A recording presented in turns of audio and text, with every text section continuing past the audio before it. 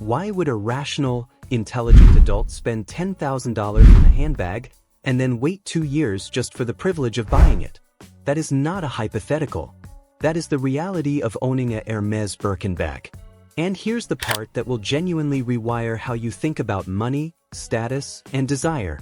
The people waiting in those lines are not being fooled. They know exactly what they're doing.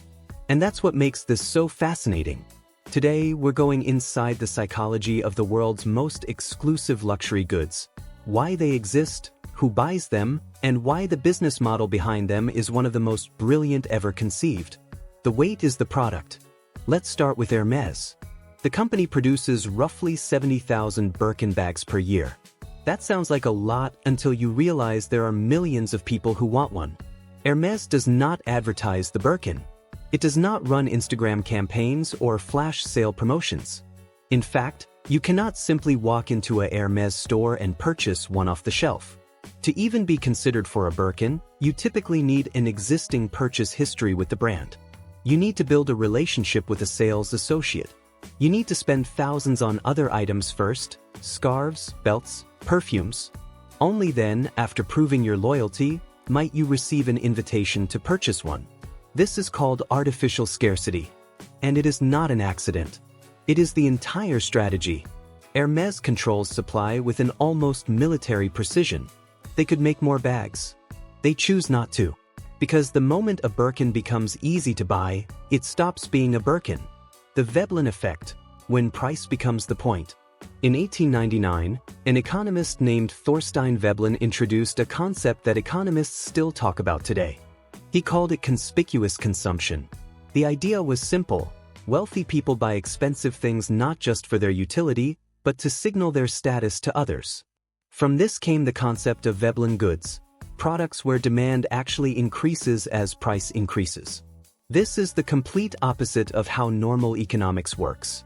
In most markets, if you raise the price, demand falls. With Veblen goods, raise the price and suddenly more people want it. Think about that. A $300 handbag says you can afford a nice bag. A $10,000 handbag says something entirely different. It says you exist in a different world. That signal, that social information, is exactly what the buyer is paying for. Rolex understood this decades ago. So did Chanel, Louis Vuitton, and Ferrari. The price is not just a number. The price is the message. The middle hook. This is actually smarter than it looks. Here's where the psychology gets even more interesting, and where most people's assumptions about luxury buyers fall apart. Many people assume that spending $50,000 on a watch or $30,000 on a limited edition sneaker is irrational, emotional, impulsive. But the data tells a very different story. A Rolex Daytona purchased in 2010 for around $5,000 is worth more than $30,000 today on the secondary market. A Hermes Birkin purchased 10 years ago has outperformed the S&P 500 in terms of annual returns. Rare Patek Philippe watches have sold at auction for millions, pieces that were bought for a fraction of that price decades earlier. What the savviest luxury buyers understand is that they are not buying a product. They are buying an asset. And unlike a stock or a bond, this asset is also something they can wear, display, and enjoy every single day.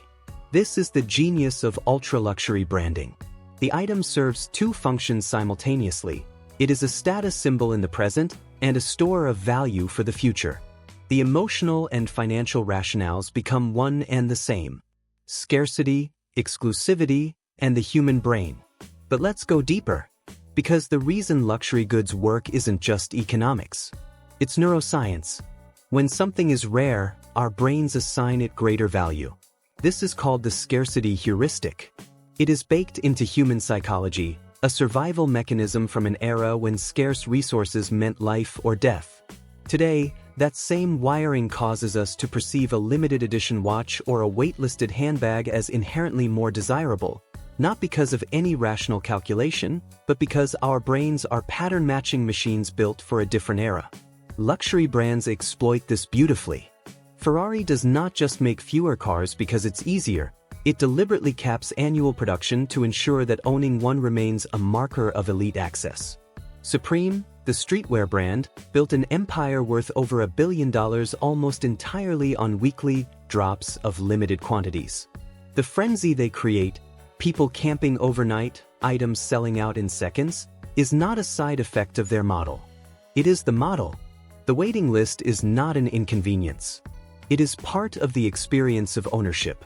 You are not just buying the bag. You are buying the story of how you got the bag. The psychological cost of accessibility. Here's the flip side, and it matters enormously. The moment a luxury brand becomes too accessible, it begins to die. This happened to Burberry in the early 2000s. The brand's iconic check pattern became so widely copied and worn at every price point that the ultra-wealthy stopped associating it with exclusivity. Burberry spent years and hundreds of millions of dollars rebuilding its image. They scaled back the check pattern. They raised prices. They made their products harder to find. And slowly, painstakingly, they restored the brand's luxury positioning. The lesson? Exclusivity cannot be faked. It must be structurally enforced. Through price, through scarcity, through ritual, through gatekeeping. And that gatekeeping, however elitist it sounds, is precisely what protects the investment for everyone who already owns one. When a Birkin is rare, yours is valuable. When a Birkin is everywhere, yours is just a bag. The human desire engine. So who is actually buying these things? The answer has changed significantly in the last decade. It used to be that the ultra-luxury market was driven almost entirely by old money, inherited wealth in Europe and America. Today, the biggest growth is coming from younger buyers in Asia, particularly China and South Korea, where luxury consumption has exploded among millennials and even Gen Z. A 2023 report from Bain & Company found that consumers under 45 now account for the majority of global luxury sales, a seismic shift in who the customer actually is. And these buyers are not naive. Many of them are purchasing with explicit investment logic. They research resale values on platforms like StockX and Vestiaire Collective before they buy. They know which colorways hold value.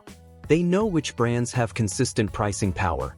They treat their closets like portfolios. This new generation of luxury consumer is not being sold a dream. They are making calculated bets on the durability of desire, specifically on the fact that humans will always want what other humans cannot have. Resale, reality, and what this all means. The resale market for luxury goods now exceeds $50 billion globally and is growing faster than the primary market. Platforms dedicated to authenticated pre-owned luxury have attracted billions in venture capital. The secondary market isn't undermining the luxury industry. It's extending it, validating it, and proving that these items hold meaning beyond their original transaction. But here's the real takeaway, the one worth sitting with. Luxury goods have always been about desire. Not possession. Desire. The Birkin you waited 2 years for is not just a bag. It's the embodiment of your own persistence, taste, and access. The Rolex on your wrist is not just a timepiece. It is a silent communication in a world that is constantly, relentlessly communicating. The psychology behind these purchases is not vanity. It is human. We are status-seeking, signal-sending, story-driven creatures. We have always expressed who we are through what we own. The brands that understand this, and build scarcity, ritual, and aspiration into every layer of the experience, will continue to dominate. The question is not whether you buy into it. The question is whether you understand what you are buying. If this made you think differently about money, status, and desire, share this with someone who thinks luxury is just about showing off. It's almost never that simple. Follow for more deep dives into the psychology of wealth.